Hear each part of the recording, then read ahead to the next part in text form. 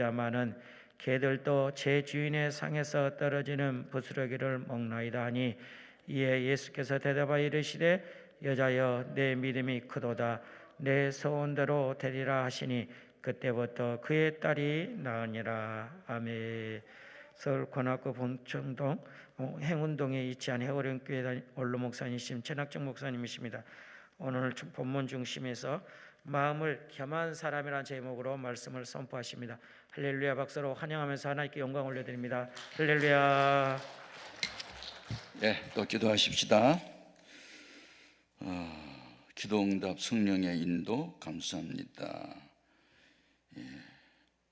위암 성령의 불로 태워서 흔적도 없이 사라지게 하소서 하고 또 예물을 드렸네요. 기도원 가방 제조 10,000만 개를 납품할 수 있도록 이렇게 또 소원을 썼네요. 같이 기도하겠습니다.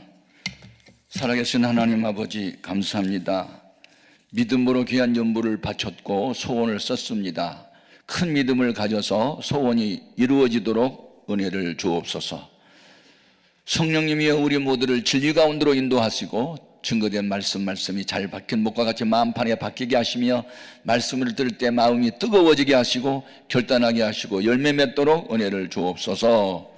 예수님 이름으로 기도합니다. 아멘. 네. 우리가 믿는 예수님은 전지전능하신 하나님의 본체시죠.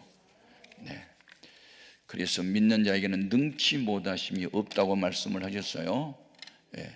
못하심, 없다, 이중 부정을 우리는 강한 긍정으로 배웠어요. 네.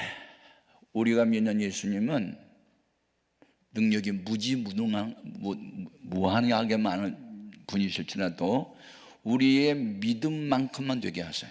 그런데 신약 성경에 보면 세 부류의 믿음의 사람이 있는데, 어떤 사람은 교회를 다니기는 다녀도 말씀을 하나도 지키지 않기 때문에 영혼이 없는 몸이 죽은 것과 같이 행함이 없는 믿음은 그 자체가 죽었다, 이렇게 야고보서 2장 26절에서 죽은 믿음이 있음을 지적하셨고, 믿긴 믿는데 반이 절반은 믿고 절반은 또 안 믿는 사람이 있어요.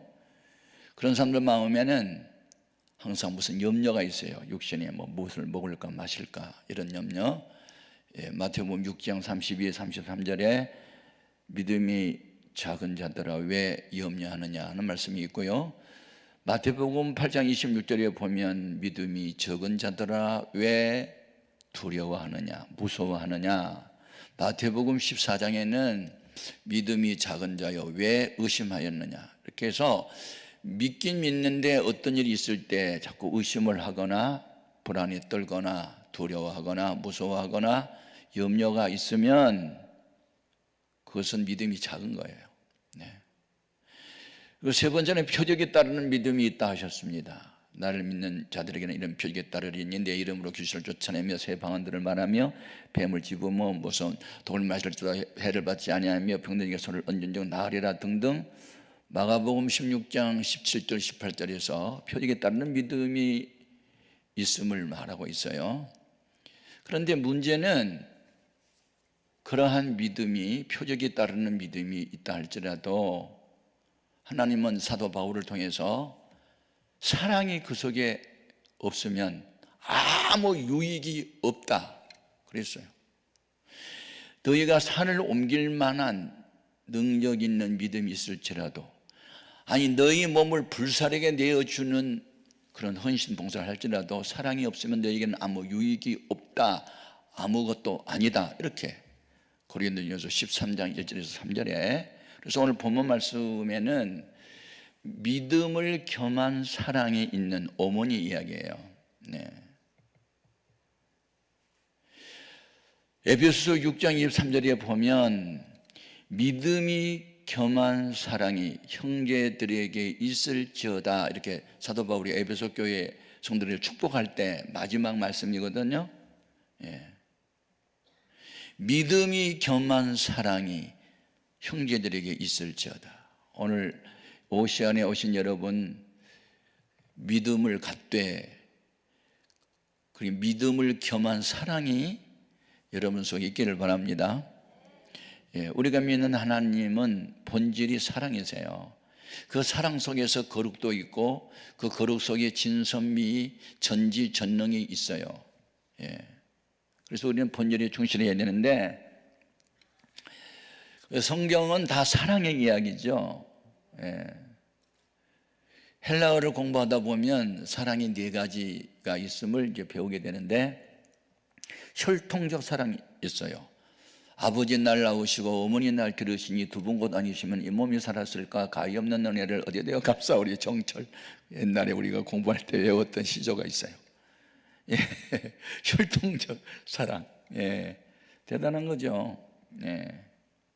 혈통적 사랑 중에서 자녀에 대한 부모의 사랑 중에 어머니의 사랑이 더해요, 사실은. 그래서 이사야서 49장 15절에 보면, 여인이 어찌 자기 태에서 난 아들을 잊겠느냐? 그들은 혹시 잊을지라도 나는 너희를 잊지 않도록 하기 위해서 내 손바닥에다 너 이름을 새겼다. 이렇게 주님의 사랑이 더 우월함을 말하고 있어요. 그 다음에 남녀지간의 사랑이 있어요. 그걸 에로스라 그러고, 혈통적 사랑을 스톨게라는 말로 표현을 했고, 그래서 뭐 다 이런 사랑들은 조건이에요. 뭐 예쁘니까 사랑하고, 건강하니까 사랑하고, 가문도 좋고, 뭐 돈벌이도 좋고, 직장도 좋으니까 사랑하고. 이것은요, 그 조건이 안 맞으면 다시 또 이혼하잖아요. 그러니까 조건적 사랑은 영원하지를 않고 완전한 것도 아니에요.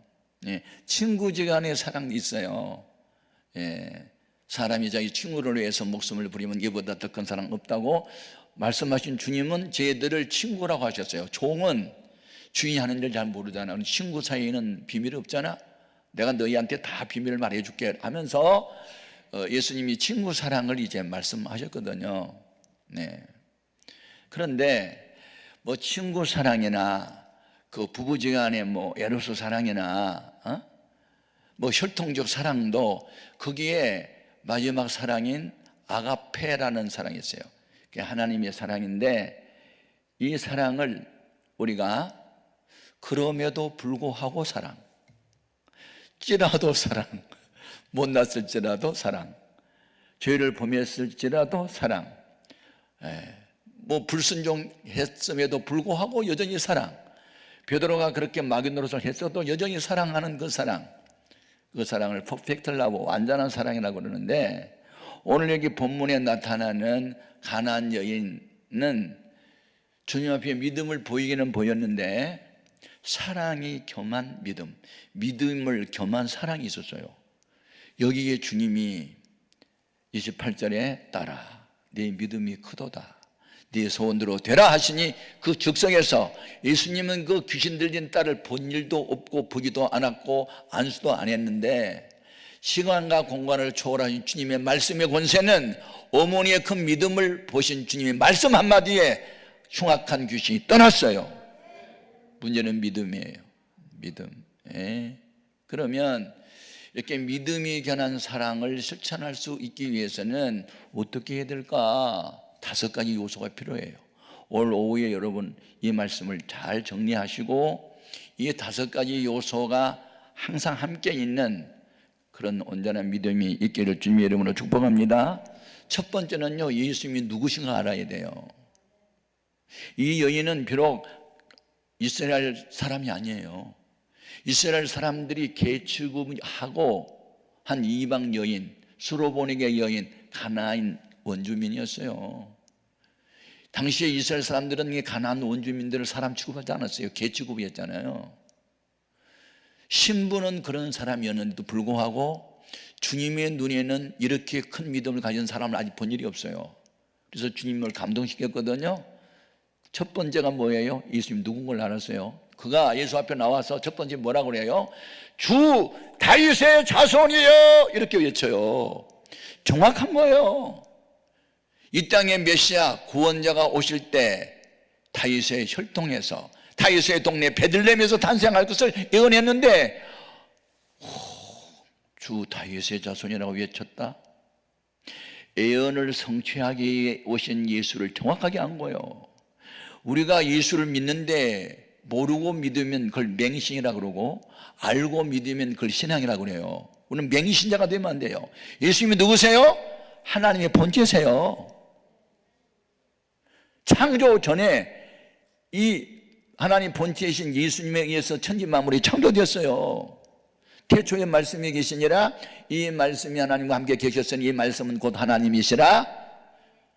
그 말씀이 육신이 되어 우리 가운데 나타나신 분이 예수님이세요. 예수님이 탄생 600년 전 이사야 선지자를 통해서 이 땅에 탄생하실 예수님에 대한 예언을 이사야서 9장 6절에 우리에게서 한 아기가 태어났는데 그 어깨는 정사를 메웠고 권세자고 영존하신 아버지고 평강의 왕이시고 기모자고 모사고 막 이름이 많이 붙었어요. 예? 예수님을 전능하신 하나님 평강의 왕 그렇게 표현했잖아요. 그런데 여기서 다윗의 자손이라고 외쳤던 것은 예언을 성취하러 오신 분으로 해석해야 돼요. 예수님은요 구약 성경에서 예언한 일들을 성취하기 위해서 오셨어요. 아멘. 성경은 누구에 관한 이야기? 예수에 관한 이야기예요. 요한복음 5장 39절에 너희가 이 성경에서 영생을 얻는 줄 생각하고 이 성경을 상고 스타디하거니와 연구하거니와 이 성경이 곧 나에 대하여 증거한 거라고. 예, 구약 성경은 오실 예수를, 신약 성경은 오신 예수를, 요한계시록은 다시 오실 예수를 전부 다 예수님에 관한 이야기예요. 역사를 히스토리라고 그러는데 우리가 이것을 히스 스토리, 그 남자분의 이야기. 아멘. 예수님이 누군가를 알았어요. 예수님 누구세요? 인생 문제 해결사가 예수님이세요. 죄 문제, 사망 문제, 고민, 염려, 질병 예수님 앞에 나오면 우리가 예수를 영접하면 우리 안에 모신 예수님은 내가 가지고 있는 문제보다 크다. 요한일서 4장 4절에 너희 안에 계신 이가 세상에 있는 이보다 크다. 믿음이 뭐냐? 하나님의 눈으로 문제를 보는 거예요. 태산이 높다 하되 하늘 아래 메이로다. 예? 우리가 아래서 위를 보면은 높은 산이 높여 보이지만 공중에서 보면 다 발 아래에 있는 거예요. 제가 러시아에 선교를 갔다가 블라디보스톡에서 비행기를 타고 인천공항으로 이렇게 오는데 그날이 날이 청명했어요. 그래서 공중 높이 15,000피트 상공에서 이제 그 여객기가 떠서 오는데 동해를 건너왔거든요. 그런데 날이 맑으니까 높은 하늘에 뜬 비행기지만 밑에 파란 바다가 보여요. 근데 보니까 손바닥만한 섬이 하나 보이더라고요. 그래서 옆에 있는 친구한테 저기 섬이 보이는지 무슨 섬이야? 그러니까 울릉도다, 울릉도. 여러분 울릉도요 엄청 넓어요. 그런데 높은 데서 보니까 사람의 손만큼 작게 보이더라니까. 높은 데서 아래를 바라보면요 작게 보여요. 문제가 뭡니까? 하나님의 눈으로 문제를 보라. 아무리 큰 문제라도 주님보다 크지 않다. 말기암 환자라도 주님을 바라보라. 주님의 시각으로 문제를 바라보라. 그게 믿음이에요. 이 여인은 예수님이 누군가를 알았어요. 주 다윗의 자손이에요. 두 번째가 뭐냐? 두 번째는 문제를 가지고 주님 앞에 나왔어요. 예수 앞에 나오면 모든 죄 사하고 우리 주만 믿으면 예수 앞에 나와야 돼요. 믿음이 뭐냐? 주님의 부르심에 긍정적으로 응답하는 거거든요. 수고하고 무거운 짐진 자들아 내게로 오라. 돈 없는 자도 오라. 아픈 자도 오라. 오라고 하는 부름에 주님 앞에 나오는 게 믿음이라니까. 아멘 아멘. 그래서 우리는 교회가 정한 예배 시간마다 나가야 되는 거예요. 기도원에서 집회를 하루 4번씩 하면 집회 시간마다 참석을 하는 거예요. 그게 믿음이에요.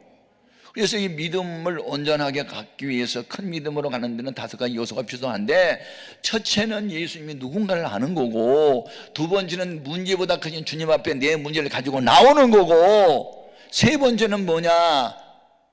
문제를 주 앞에 내놓고 기도하는 거예요. 주여 나를 불쌍히 여기소서, 내 딸이 흉악히 귀신 들렸나이다. 기도를 해도 책임감을 가져야 돼. 이것은 내 책임이야. 나라와 민족을 구원하는 것, 이 사회에 어두운 것 내 책임이야. 우리 기독교 책임이냐. 지금요 불쌍히 여김을 받아야 할 사람은 흉악한 귀신이 들린 딸이에요. 그런데 어머니가 나를 불쌍히 여겨달라고 그러잖아요. 내 딸이 아프면 바로 나의 아픔이다. 상대방의 문제는 바로 내 문제다. 너의 아픔은 바로 나의 아픔이야. 이게 사랑이에요. 예?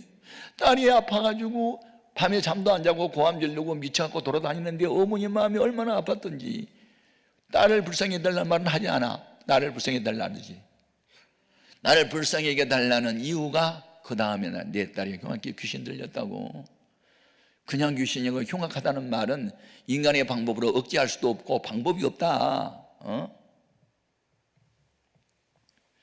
제가 개척교회 하고 교회가 부흥된 게요, 꼭 미친 사람이 자꾸 교회 오더라고. 난치병자들이 오고. 그런 사람들이 믿음으로 기도를 하면 또 나아요. 그래서 교회가 소문되니까 교인들이 불어나더라고요. 여러분, 교회 부흥요, 인간의 방법이 아니에요. 성령의 역사가 나타나야 되는 거예요. 뭐 울어도 안 되고 참아도 안 돼, 힘써도 안 돼, 죽어도 안 돼.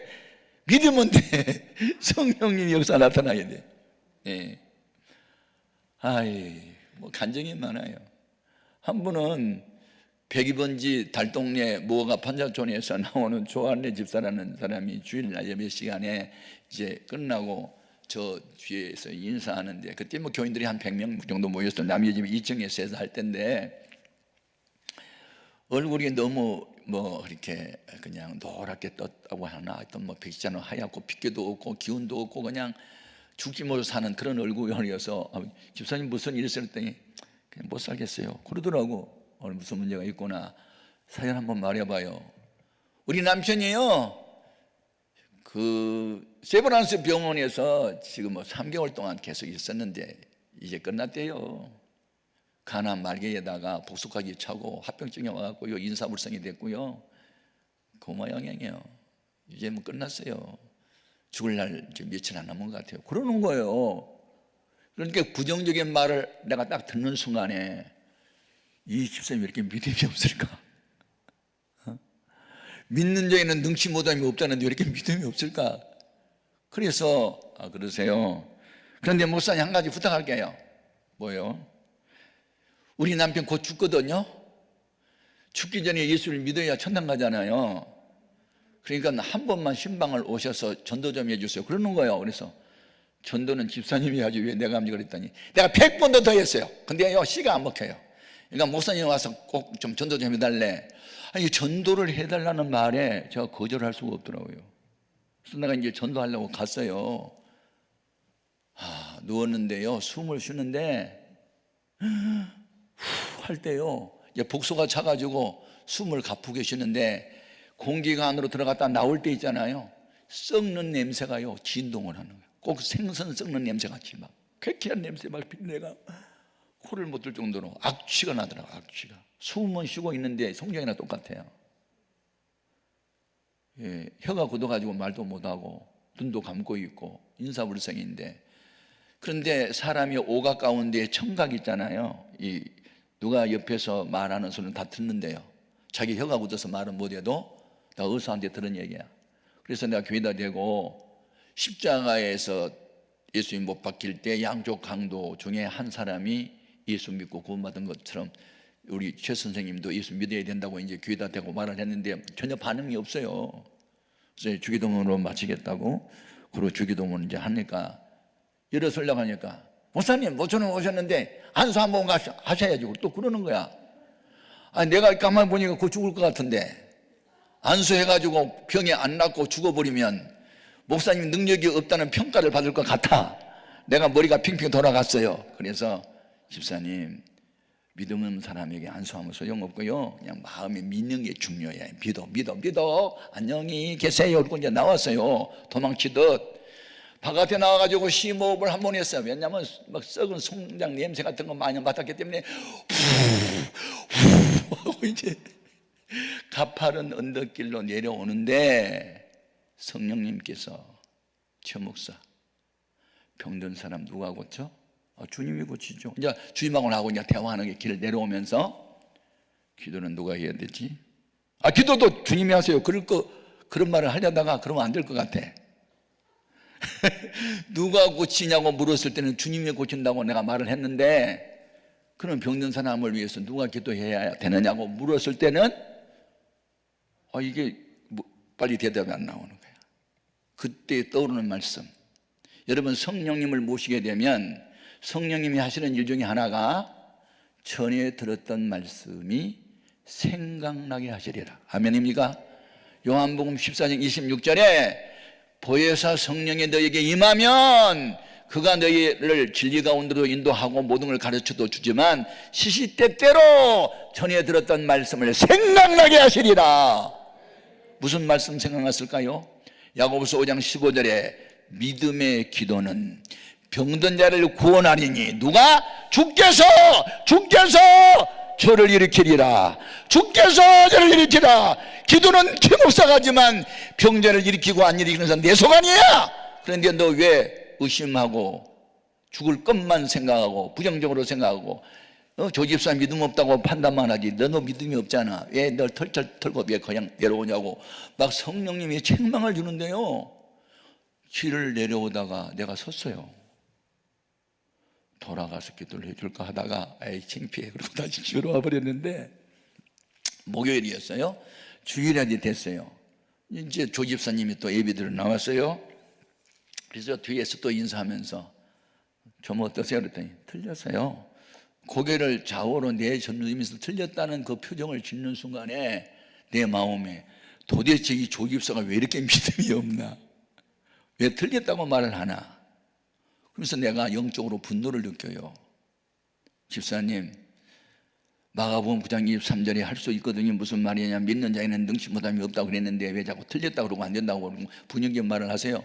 그럼 목사님 내가 어떻게 하는 말이에요? 또 울어요. 사람 왜 울어요? 이래도 저래도 못하고 그러니까 답답하니까 우는 거야. 그냥 우는 게 아니야. 그러면요 특별기도 좀 하세요. 목사님 특별기도 어떻게 하는 건데요? 철야를 할까요? 금식을 할까요? 그건 당신이 선택해. 금식하면 며칠만 하면 될까요? 그것도 당신이 선택해. 알았어요. 그리고 이제 편 가더라고요. 그래서 이제 오전 예배 마치고 점심을 먹고 있는데 전화가 우리 집에 걸려왔어요. 저 조집사인데요, 사모님이세요. 오늘 목사님이 나한테 금식기도 하라고 그래서 3일 동안 금식 이제 월요일부터 시작했거든요. 사모님 혼자 하려고 하니까 너무 힘들 것 같아. 사모님 같이 하자 그러는 거예요. 개척교회 해봐. 다 교인들이 그러거든. 꼭 금식할 때 사모님 끌고 들어가거나 뭐 그래. 우리 사람이 갑자기 당황해가지고 아이고 집사님 죄송해요. 제가 여러 가지 스케줄 많이 있고요. 같이 그냥 3일 동안 계속은 못하고요. 안타까우니까 아침 한 끼씩만 할게요. 또 그러는 거예요. 내가 이제 전화 옆에서 듣고 있잖아요. 이게 월요일이 돼가지고 새벽 기도를 마치고 집에 갔더니 저희 아내가 밥상을 차려왔는데 자기 밥은 없고 내 밥만 있는 거예요. 자기 이제 조집사하고 한 끼 금식하기로 약속했으니까 금식해야 된다고. 나 혼자 처먹을 수가 없더라고. 내가 착해서. 아내는 굶고 있는데 나 혼자 먹을 수가 없어. 그래서 우리 집 사람은 금식하고 나는 굶식했어. 금식. 그냥 안 먹었어. 나도 안 먹을래. 억지 금식이야 사실은. 그게 3일이 지났어요. 그래서 뭐 죽을 사람은 죽더라도 살아있는 사람이 가서 위로를 해야지. 그런 마음으로 이제 다시 또 신방을 또 갔잖아요. 목요일 날. 왜냐하면 금식을 하고 한 조집사 좀 위로하고 싶어가지고요. 갔어요. 그래서 이제 환자는 누워 있는데 찬송 불러요. 전부 여지없어서 손 들고 옵니다. 주 나를 박대하시면 나 어디로 가리까 그것이요 주 저 환자 외면하시면 저 환자 어디로 갑니까? 막 그렇게 내 마음에 울컥하면서, 와, 괜히 내가 눈물이 왜 쏟아지지? 그 영혼 너무 불쌍해가지고. 내가 이제 훌쩍대고 울면서 찬송을 부르는데, 나 예수 지함으로 큰 권능 받아서 주 앞에 구한 모든 것 늘 얻겠습니다. 막 이 3절을 부르는데 주먹이 쥐어지면서 막 믿어지는 믿음이 오는데요, 믿음으로 그냥 안수를 하면 막 벌떡 일어날 것 같은 막 믿음이 오는 거예요. 여러분, 믿어지는 믿음은 성령이 주는 거예요. 담임 목사가 훌쩍대고 울면서 찬송 부르니까 신방대원도 울지, 그게 아들딸도 울지, 나중에 놀라운 것은 환자도 우는 거야. 말도 못한 사람이 훌쩍대고 울어. 아이고, 우니까 마음에 이제 발동 걸렸다. 울면 된다, 울면 된다, 막 울면 된다는 생각이 들어. 그래서 막 한 번 더 불렀어. 그래서 막 환자가 계속 울어. 설교가 필요 없더라고요. 우리 통성기도 합시다. 그리고 통성기도 하고 주여 주여. 여러분, 주여 주여 삼창이 어디서 나온 줄 알아요? 다니엘서 9장 19절이요 내가 이것을 어떻게 해서 암송했냐면, 어느 부흥 집회에 내가 참석을 했어요. 그랬더니 부흥 강사님이, 여러분 주여 삼창에 에레미야 9장 19절에서 나온대. 집에 돌아가가지고 그걸 메모해가지고 아무리 찾아봐도 에레미야 9장 19절이 거기 없어, 주여 주여가. 그래서 또 그 앞에 있는 것도 찾아보고, 이사야 찾아보고, 또 뭐 출애굽기 찾아보고, 하여튼 9장 19절은 다 찾아봤어. 그것도 없어. 나중에 다니엘서 9장 19절에 거기 나와. 부흥 강사가 착각을 해가지고 에레미야 9장 19절로 잘못 말씀을 하신 거야. 그걸 내가 적어다가, 그래갖고 내가 평생 안 잊어먹어. 하도 그거 찾기 하다는 일 걸려가지고, 주여 들어서서, 주여 용서하소서, 주여 하고 일어서서, 진지하지 마소서, 나의 하나님이여, 주의 이름을 위하여 하시옵소서. 이는 이 성과 주의 백성이 주의 이름으로 일컬음 바 되니이다. 길기도 해. 근데 내가 다 외웠어. 주의 삼창을 하고 눈물들을 흘리고 있는데, 남산처럼 불러오는 배 위에다가 손을 얹고, 주님, 그때 딱 무슨 생각이 나냐면, 나사로 생각이 나. 죽은 지 나흘이 돼서 썩은 송장 냄새 났던 나사로 앞에, 그냥 나흘 만에 이제 죽어버렸잖아. 그 예수님이 나흘 만에 왔잖아요. 그런데 히브리서 13장 8절에 그리스도는 어제나 오늘나 영원토록 동일하시다. 그럼 그때 나사로를 살렸던 주님, 송장 썩은 냄새가 났던 나사로를 살렸던 주님이 오늘 이 시간도 동일하다면, 믿음으로 기도하면 주님이 일으키시겠네? 그 믿음이 생겼어. 그래가지고 방언으로 손을 얹고 얼마나 기도를 했는데 땀이 비오시 쏟아졌어. 그리고 나중에 다 울었어. 그냥 눈물 범벅돼서 콧물 눈물 다 닦고, 예수님의 이름으로 기도합니다, 아멘. 그리고 이제 주기도 예배를 마치고, 그리고 이제 눈물 콧물 다 닦고 이제 집에 왔어요. 그래가지고 그 다음에 또 사흘이 지난 뒤에 주일이 또 됐잖아요. 그래서 또 이제 인사를 하는데, 우리 조집사님이 희죽희죽 웃으면서 나와요. 그래서 아니, 신방과 또 잃어버렸어 나는. 그리고 아니 집사님 무슨 좋은 일이 있으니까, 아이고 좋은 일이 아니라요, 기적이 있어요. 무슨 기적이에요? 목요일날 목사님 신방 오셨잖아요. 안수했잖아요. 그런데요, 목사님이 떠나고 난 뒤에요, 몸을 비비 꼬면서 빨리 바지를 벗겨라 해서 벗겼거든요. 그래서 무슨 뭐 양품 같은 것을 밑에다가 대라 해서 댔더니요, 썩는 냄새가 진동한 소변을 놓는데요, 소변이 그냥 목요일날 오후부터 금요일날 토요일까지 그냥 소변을 눕기만 하면은 배가 쑥쑥쑥 꺼져가지고 복수가 찼던 게 다 빠져버렸대. 그리고 냄새가 하나도 안 난대. 그리고 눈을 떴대. 혀가 벌려서 말을 한대. 그래가지고 보리차를 끓여가지고 스푼으로 넣었더니 꿀꿀꿀 마신대. 얼마나 나가 기뻤는지 아세요? 신방 오라는 말도 안 했는데 주일날 오후에 나 달려가서 보고 싶어갖고 문을 떡 열고 들어가는데 목사님 하면서 이 환자가 울어버리는 거야. 끼안고 같이 울었어. 그냥 말이 필요 없더라고. 또 한 주가 또 지났나? 지팡이를 짚고 비틀거리면서 교회를 나온 거야. 이 한 사건이 그 옆에 있는 구멍가게 하는 함영자 씨, 뒷집에서는 김재순 씨, 또 무슨 이옥자 씨, 세 가족이 몽땅 나와서, 그래가지고 이거 말기암 환자가 고침받는 바람에 그냥 전도가 돼가지고 소문이 나서 그래갖고 봉천동에 암 환자는 다 와 이제. 교회가 붕괴되니까 암 환자를 하나님 고쳐주시더라니까. 아멘 아멘. 그게 사랑이에요 사실은. 사랑. 우리 아버지가 이렇게 쓰러졌다면 나 어떻게 해야 할지 막 그런 생각이 들기도 하고. 아무튼 여러분, 믿음의 기도는 병든 자를 구원하리니 주께서 저를 일으키시리라. 혹시 죄를 범하였을지도 사하심을 받으리라. 그러므로 너희가 죄를 서로 고하고 병나기를 서로 기도하라. 의인의 강구는 역사하는 힘이 많으니라. 엘리야는 우리와 성령에 같은 사람이라도 제가 비 오지 않기를 간절히 기도한 즉 비가 아니오고 다시 기도한 즉 하늘이 문을 열고 비를 내려 주셨다. 여러분, 믿음의 기도 꼭 할 수 있기를 바랍니다. 무슨 말씀을 하든지 그대로 순종하면 돼. 아멘. 예. 우리 예수님이 첫 번째 표적 행한 것이 갈릴리 가나 잔치집에 갔을 때 마리아가 하인들에게 부탁한 말씀이 요한복음 2장 5절에 나오죠. 예수님이 너에게 무슨 말씀을 하시든지 그대로 하라. 아멘입니까? 그리고 유대인의 결례를 따라서 거기 돌 항아리 6이 놓였는지라 우리 예수님이 항아리에 물을 채우라. 그러니 아기까지 채웠잖아요. 예전에 떠서 있느냐 갖다 주라. 갖다 주었더니 갖다 주는 순간에 물이 변하여 포도주 됐잖아.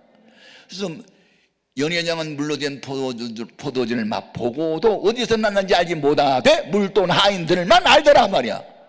기독교는 체험의 종교야. 체험해보지 않으면 몰라. 높은 자리에 올라가지고 명령 내리는 연회장은 모르지만 낮은 자리에 내려가서 하인이었던 가라하면 가고 오라하면 오고 퍼라하면 퍼고 갖다 주려면 갖다 주는 이 낮은 자리에서 순종하는 하인들만은 예수님이 기적으로 이 새 포도주를 만들었다는 것을 그들만 알게 되는 거예요. 여러분, 하나님을 어떻게 알아요? 체험적으로 알아야 돼. 기도 응답을 받아봐야 돼. 병 고침을 받아봐야 돼. 복을 받아봐야 돼. 행함으로. 아멘. 중요한 거예요. 네 번째가 더 중요해요. 시험에 합격해야 돼. 주님이 시험을 하세요. 마귀가 하는 시험은요, 우리말 성경은 다 시험으로 나왔지만 영어 성경만 봐도 템테이션 이렇게 됐어요. 유혹하다, 유혹하다. 근데 하나님이 하는 시험은요, 테스트. 진위를 알아보다, 검사해보다, 조사해보다. 달라요? 벌써 달라. 우리말은 그냥 시험이지만 영어 성경만 봐도 달라. 헬라 원어를 보면 더 달라. 아브라함을 하나님 복 주실 때 시험해 보셨잖아요. 창세기 22장 1절에 여호와 하나님이 아브라함을 시험하사 네 아들 독자 이삭을 모리아 산으로 데려가 번제로 내게 드려라. 시험하잖아요. 진위를 알아보다, 조사해보다, 검사해보다, 아들보다 나를 더 사랑하는지 시험해보다. 예수님이 이 여인의 믿음을 3번 시험해요. 여러분, 우리나라의 국가고시 가운데 사법고시 같은 시험은요 3차까지 합격을 해야 됩니다. 한때 우리 교회에 사법고시생들이 많았습니다. 1차 시험 많이 합격한 뒤에 2차 시험 많이 떨어지죠. 3차 시험도 떨어진 사람이 있어요. 국가관이나 민족의 역사나 뭐 이런 걸 잘 모르고 또 분명한 사명감이 없거나 한 사람은 나중에 면접 시험에서 합격하지 않으면 떨어져요. 예수님이 이 여인을 시험했어요. 첫 번째, 한 말씀도 대답지 아니하셨어요. 불러도 대답이 없었어요. 부르다가 지쳐서 미칠 지경이에요. 아니, 구하면 주시고 찾으면 만나게 하시고 두드리면 열려준다고 수없이 약속했고 부르짖어 기도하라 내가 응답을 해라고 말씀하셨는데 왜 이렇게 여인이 애절히 부르짖어도 주님은 한 말씀도 대답하지 않는 거예요. 시험해보는 거거든요. 낙심하는지 안 하는지. 기도는요 응답받을 때까지 하는 거예요. 몇 번 해보는 게 아니에요. 한 말씀도 대답하지 않았어요. 그래도 이 여인이 계속 기도해요. 두 번째 시험, 나는 이스라엘 집에 잃어버린 양 외에는 다른 데로 보내심 받지 않았어. 너 이방인이잖아. 너 가나안 사람 서로 보내게 여기잖아. 나는 이스라엘 백성을 구원하러 온 자야. 주님이 그 말씀은 시험해 보는 말씀이었어요. 예수님은 천한 만민의 구원자로 오셨어요. 아멘. 이 여인이 이런 말을 하면 낙심하고 물러설지 안 물러설지 또 시험해 보는 거거든요. 주님이 한 말씀도 대답지 아니할 때 처음에는 뒤에서 부르짖다가 응답이 없으니까 앞으로 달려와 가지고 절하면서 주여 나를 도우소서. 주님의 응답이 뭐예요? 나는 이스라엘 집에 잃어버린 양 외에는 다른 데로 보내심 받지 않았어. 너는 나하고 상관없으리 꺼져. 그런 식이에요. 상처받은 거예요. 근데 이 여인은 상처받지 않아요. 딸을 위해서라면 나는 견딜 거야. 버틸 거야. 끝까지 갈 거야. 나는 예수님이 누군지를 알아. 죄인을 구원하러 오신 분, 인간이 불가능한 문제를 해결하러 오신 분으로 나는 알아. 애언 성취자로 온 걸 나는 믿기 때문에 물러설 수 없어. 그리고 물러서지 않아요. 세 번째 시험이 뭐예요? 개 취급하는 거예요. 자식에게 주려고 준비한 떡을 개들에게 던짐이 마땅치 않잖아. 주님이 여인을 개 취급한 거거든요. 교회 가면은 인격적으로 대화할 줄 알았더니 차별해. 나 무시했어. 나 인간을 인간으로 대접하지 않고 나를 개 취급했어. 웬만한 사람은 상처받았다고 다 교회 떠나요. 물어볼게요. 사기꾼이 나빠? 사기 당한 사람이 나빠? 둘 다 나빠. 유혹하는 마귀가 나빠? 넘어가는 하와가 나빠? 둘 다 나빠. 시험하는 자가 나빠? 시험 당하는 자가 나빠? 둘 다 나빠. 마귀가 우리를 넘어지게 하는데 넘어지는 나도 나쁘고 마귀도 나빠. 그런데 주님은 목적이 선하잖아요. 우리를 그냥 복 주는 게 아니거든요. 내가 지금 부흥 강사로 왔어요. 제가 세계 남극과 북극은 안 가고 세계 나라 다 다녔어요. 여기도 순복음교회 갈 수도 했어요. 이거요 하나님의 은혜가 아니면 말할 수 없어요. 대학원 교수를 12년 했어요. 방송 설교를 30년 했어요. 책도 많이 썼어요. 이거요 하나님의 은혜가 아니면 말을 할 수가 없어요. 아멘입니까?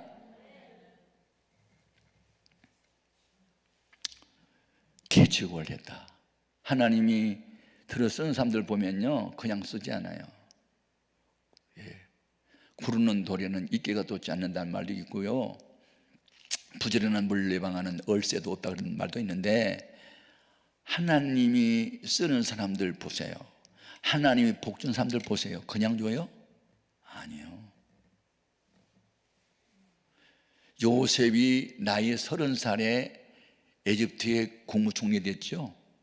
왕이 하는 말이 내가 너보다 높은 것은 자리밖에 없어. 앞으로 애굽의 모든 사람이 네 말을 들을 거야. 권위를 높여주잖아요.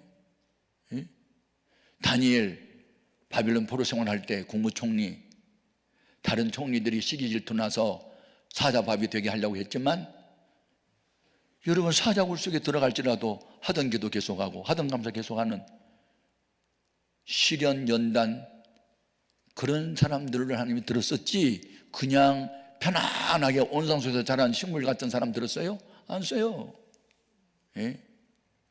시편 66편 10절에 보면 8절에서부터 10절에서 12절을 보면 하나님이여 여호와께서 우리를 단련하시기를 은을 단련하심과 같이 하셨으며 우리를 끌어 그물에 들게 하셨으며 우리 허리에 무거운 짐을 두셨으며 사람들이 우리 머리를 밟고 지나가게 하셨나이다. 주께서 나를 물속에도 던지시고 불속에도 던지셨다가 끌어내요 마침내 풍부한 것을 얻게 하셨나이다.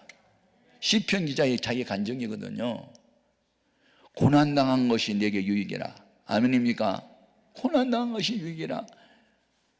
사도 바울이 내가 주의 뜻대로 살려고 이렇게 몸부림을 치는데 왜 나에게 이런 고난이 있어요?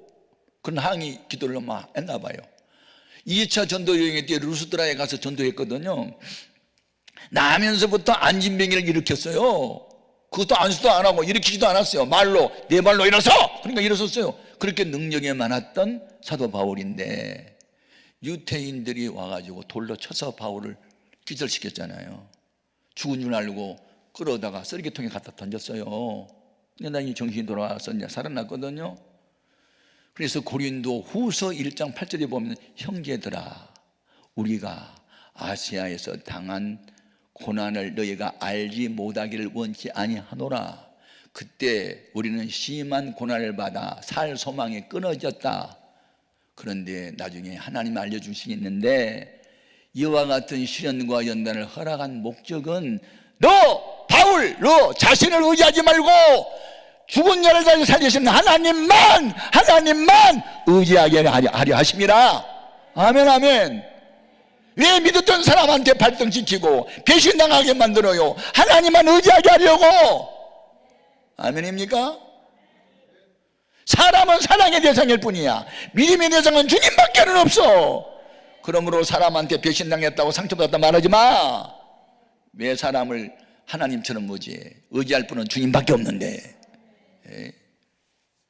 하나님이 나 훈련 많이 시켰어요. 개척교회 할 때 너무 힘들어가지고 세무서장 하다가 성령 불 받고 겸임교수 됐던 윤남옥의 성령 불 받고 겸임교수 됐던 윤남옥의 목사님 신림동에 목회할 때 나 많이 신학교 학생 시절에 사랑해 줬던 윤남옥의 목사님, 제가 너무 개척교회 할 때 힘들어서 이 어른 찾아가서 도움 좀 받아야 되겠다. 그래 이거 사과 한 봉지 사가지고 갔더니 최 목사 웬일이야? 목사님 개척교회 하다 보니 너무 힘들어서요. 그래서 좀 도움 좀 받으려 왔어요. 거기 술집 사이에 있는데요. 아유 밤예배 못 드려요. 그러니까 딴 데로 옮길 수 있도록 조금 전세금 좀 도와주면 내가 평생 안 지을게요. 그랬더니 최 목사 그런 각오도 하지 않고 개척을 시작했냐? 막 그래. 그래서 각오는 했습니다만 현실은 아닙니다. 힘들고 어려면 금식하고 철야하고 기도를 할 것이지 왜 큰 교회 다니면서 구걸하고 다니는 거야? 너네 하나님은 거지냐? 막 그러면서 야단을 치는 거예요. 아니 여러분 개척교회 한다고 너무 무시를 당했어요. 한참 야단을 치더니 아이고 얼마나 힘들었으면 찾아왔겠어. 또 그러면 동정을 또 하더라고. 그냥은 못 돕고 다음 세 번째 주일 저녁에 남성교회 헌신예배거든.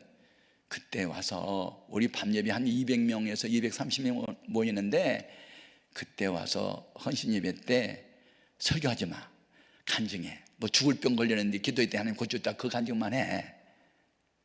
그러면 내가 우리 제자 참 좋은 제자인데 우리 힘껏 헌금해서 좀 도와줍시다. 그러면 우리 교인들이 헌금해 줄 거야. 얼마나 좋았는데 그때 교인 8명 모였을 때 230명 모인 교회에 내가 강사로 초청받았잖아.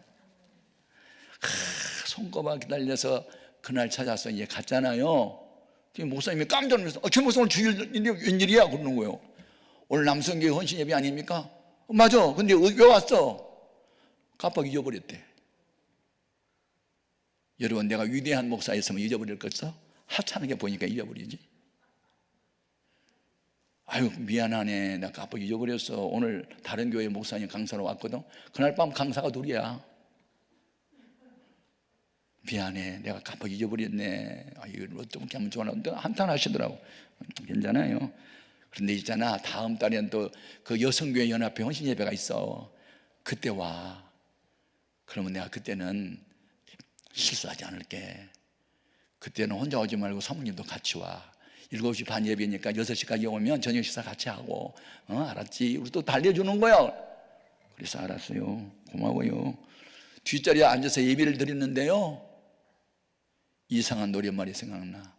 울 밑에선 봉선화야 내 모양이 처량하다 해는 져서 더운데 찾아오는 사람 없고 이상한 유행가 소리만 잠깐 들려. 울려고 내가 왔던가. 개척교회 하다 보니 너무 무시당한다. 교회 크다고 제일이냐 막 그러면서 목사님도 막 믿고 막 그러는 거야. 그러다 괜찮아. 한 달 또 참으면 또 여성교회 헌신예배 때 있잖아. 됐어. 그때까지 기다리자. 그리고 이제 교회 가갖고는 그 목사님이 깜빡 잊어먹었다고 그러면 우리 교인들이 욕을 할 것 같아. 그래서 내가 앵콜 초청받았다 그랬어. 앵콜은 앵콜이잖아. 두 번째 갔으니까. 야, 우리 목사님 히트 쳤나 봐. 히트 쳤냐? 상처받고 왔다. 그래서 이제 그 손꼽아 기다려서 또 갔잖아요. 우리 집사람하고 사택을 찾아갔더니 두 뇌분이 앉아서 식사하고 계셔. 또 이겨먹었어. 왜 왔니? 그래서 내가 책을 쓰면서 왜 왔니? 그걸 쓰려고 하다가 내가 하나님이 지옥으로 바꿨는데 하도 충격을 받아가지고. 예? 그래서 어이가 없더라고요. 내가 밥 먹으러 왔는데. 예? 왜 왔니? 그래서 가만히 서 있었어 그냥. 그랬더니 맞아. 내가 오늘 오라겠는데. 아이고 괜찮아. 오늘은 다행히 강사님 초청하지 않고 내가 강사야 내가. 그러니까 나 대신 하면 돼. 그런데 식사는 했어? 나 지금 밥 먹으러 왔잖아. 그러니 속이 상하니까 밥 먹을 생각이 없어. 그래서 개수는 먹고 왔구만. 자기 혼자 해석 다 하는 거야. 우리 식사 다 끝나가니까 저 기도실에 가서 그럼 기도해. 가서 기도하는데요, 하여튼 눈물이 쏟아지는데. 예? 한번 당해봐봐. 개척교회 한번 해봐. 얼마나 힘이 드는데 울었어. 한참 울고 있으니까 주님이 나한테 왜 우냐. 그래서 윤 목사님이 두 번씩이나 왜 왔냐고 물어서 슬퍼서 온다고 그랬더니 그때 생각나는 말씀이 있었어요. 예레미야 17장 5절 6절 무릇 사람을 믿고 의지하는 자는 광야의 떨기나무 같아서 좋은 일이 어느 것을 보지 못하리라. 미가서 7장 5절 너는 친구를 의지하지 말고 네 품에 있는 여인에게도 입술을 지켜라. 예레미야 17장 7절 8절 무릇 여호와를 의지하는 자 그는 물가에 심겨진 나무와 같이 시절을 쫓아 과실을 맺으며 그 말씀이 쭉 나오는데 사람은 사랑의 대상일 뿐 믿음의 대상은 아니야. 막 이런 감동이 오는데 깨달음을 줬잖아요. 그러니까 아까는 서러워서 울다가 이제 회개하고 우는 거예요. 내가 잘못했다고. 사람을 의지한 게 내가 잘못했다고 막 울어요. 그래서 이제 설교 시간이 됐어요. 그래서 이제 그 어르신은 내가 간증할 줄 알았는데 간증을 내가 하고 싶지 않더라고요. 하도 많이 울어가지고 우는 설교를 하고 싶더라고. 눈물. 하나님이 기뻐하시는 세 가지 눈물. 그래가지고 메모를 해가지고 첫째, 죄 때문에 우는 눈물. 죄 때문에 우는 눈물. 이 윤 목사님이 두 번씩이나 왜 왔냐고 그래서 상처받아가지고 서러워서 울었습니다. 다 까발려 버렸어. 두 번째, 감사해서 한 눈물. 우리 윤 목사님이 그렇게 상처 주지 않았으면 내가 기도실에 가서 그렇게 기도하고 깨달음이 없을 텐데 사람은 사랑의 대상일 뿐 믿음의 대상은 주님밖에 없다는 걸 깨달았습니다. 감사합니다. 또 울었어. 세 번째 눈물. 예루살렘을 바라보고 주님이 우셨으니 우리도 사명자는 서울 시내를 바라보고 안 믿는 사람을 보고 울어야 된다고 막 울면서 설교했더니요 발칵 뒤집어졌어. 설교자가 오니까 회중이 다 울었어. 통성기도 시켰어. 헌금해서 엄청 많이 나왔어. 헌금 나온 걸 약속으로 다 주더라고 나한테. 이런 봉투가 빵빵한 게 5개야. 그래서 막 여기도 놓고 여기도 놓고 막 돈 더블 나오고 막 신림동에서 봉충도로 걸어오는데 기쁘지를 않아. 아이, 같은 하나님 믿는데 어떤 아들은 이렇게 퍼주고 목회하고 어떤 자식은 이렇게 거지처럼 보라면 뭐야 이거 뭐가 있어? 아니 돈을 갖고 오는데도 기쁘질 않는 거야. 그런 연단을 통해서 제가 뭘 믿었어요? 사람은 무조건 사랑하자. 잘못은 용서하자. 그러나 믿지는 말자. 믿을 분은 주님밖에 없다. 그때 깨달음을 준 거예요.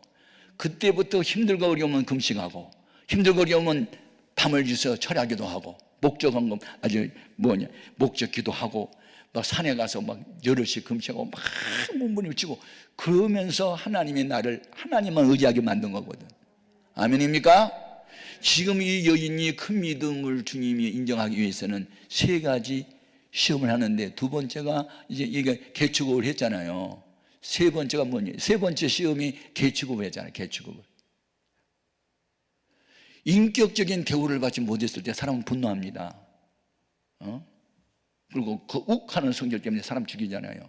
무시했다고. 그런데 이 여인은 시험에 합격을 합니다. 너는 개야! 라고 말할 때 옳소이다 라고 대답합니다. 옳소이다. 주님이 나를 개취급해도 그 말씀은 옳습니다. 그렇게 받아들여요. 마지막 결론이 뭔지 아세요? 올소이다마는 개들도 제 주인의 상에서 떨어지는 부스러기를 먹나이다. 그러니까 부스러기라도 주십시오. 나는 결코 물러서지 않겠습니다. 영어로 말하면 never give up, 절대로 난 포기하지 않는. 이게 야곱의 근성이요. 한 번 기도원에 와서 기도하러 왔으면 응답을 받기 전에는 난 내려가지 않습니다. 그런 사생결단, 야곱의 근성, 당신이 내게 축복하지 않냐면 놓을 수 없다고. 환도뼈가 유골돼서 절름발이가 되었음에도 불구하고 그 천사를 붙잡았던 야곱의 근성이 이 여인에게 있었단 말이에요. 주님이 네가 이겼다. 네 믿음 크다. 네 소원대로 되라. 그 즉석에서 주님이 고쳐준 거야. 주님 안수하지 않았어. 말씀 한마디로 시간과 공간을 초월한 주의 능력이 나타난 거 아니에요. 문제는 이 믿음을 겸한 사랑이 겸한 믿음이 이런 기적을 불러일으킨 거거든. 아멘입니까?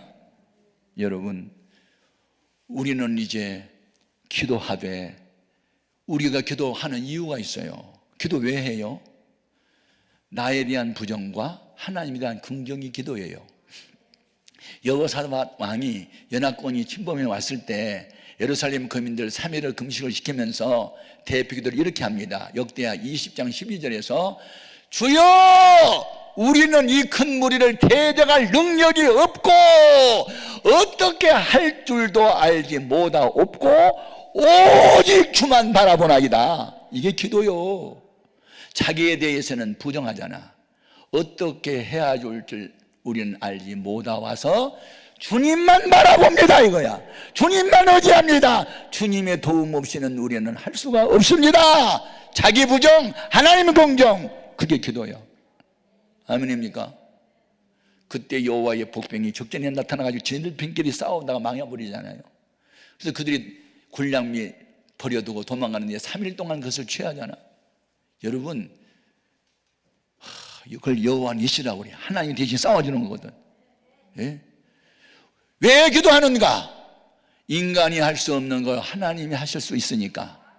에레미야 33장 2절에 일을 행하시는 분은 여호와, 그 일을 지어 성취하신 분은 여호와, 그 여호와가 이르노라 너는 내게 부르짖으라 내가 네게 응답하겠고 그거 비밀한 것을 너에게 보여준다고 했잖아. 에스겔서 36장에 보면 내가 너희 굳은 마음을 제하고 부드러운 마음을 줄 것이며 내 영을 너에게 부어줄 것이며 에덴 동산같이 할 것이며 다시는 이 황폐한 지역에 에덴 동산같이 건설의 복을 줄 것이며 등등 많은 약속을 해놓고 37절에 보면 그래도 이스라엘 족속이 이와 같이 자기들에게 이루어지기를 내게 구하여야 할지라. 구해야 할지라.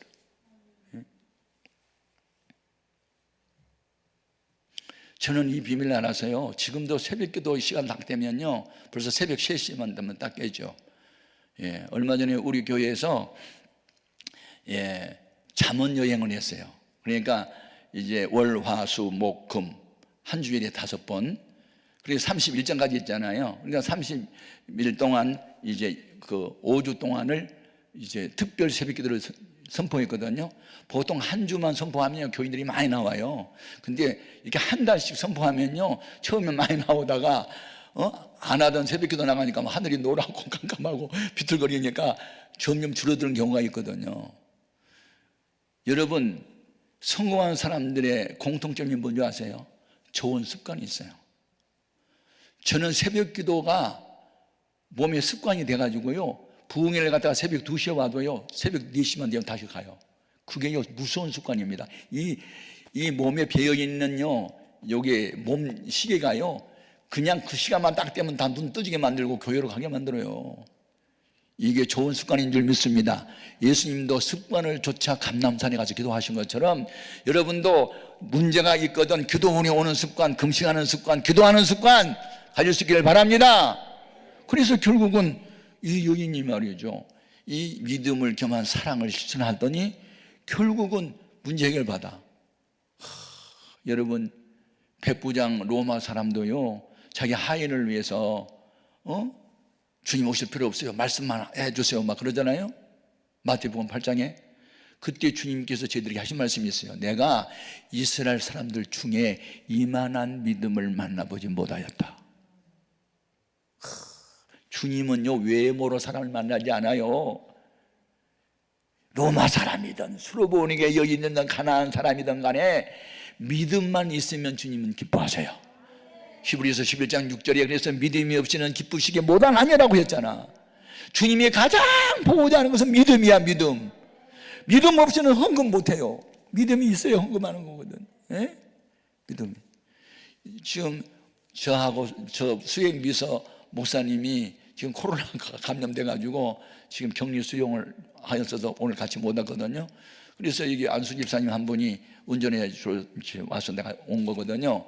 이분은요 이번에 잠원 30일 여행할 때 한 번도 빠짐없이 새벽에 나와서 매일 새벽마다 감사헌금했어요. 이렇게 믿음 생활을 하는 사람들이 바치면 바칠수록 믿음이 더 자라나게 되고 자신감도 생기고 막 하나님이 함께함을 느끼게 되고 기쁨이 있고 감사가 있고 할렐루야. 예. 그래서 이 헌금을 바치고 몸을 바치고 이게 바친다는 건요 믿음 없이는 못하는 거고, 아무튼 여러분 결론은 뭐냐? 우리도 믿음을 갖자. 5가지 요소를 갖자. 예수님은 문제보다 크시다. 예수님은 애연 성취자로 오셨다. 그 예수님은 어제나 오늘나 영원으로 동일하다. 옛날 아브라함이 하나님은 오늘날 나의 하나님이다. 옛날 바울과 함께 했던 그 주님은 지금도 우리와 함께 하신다. 변함이 없으시다. 예수님을 알자. 문제는 나에게 달렸다. 딸이 문제가 아니고 나를 불쌍하게 해달라고 하자. 우리 교회 문제도 나에게 달렸고 우리 나라와 민족도 나에게 달렸다. 나를 불쌍하게 해달라고 기도하자. 시험이 올 때 물러서지 말자. 포기하지 말자. 실망하고 낙심하고 상처 줘도 끝까지 가자. 끝까지 가자. 끝까지 응답받을 때까지 죽지 아니면 살기로 매달려보자. 야고보의 근성이 이 여인의 소원을 이루었다. 오늘날도 마찬가지다. 내가 응답받기 전에는 일어나지 않습니다. 그런 마음으로 기도하자. 그리고 주님 말씀에 순종하자.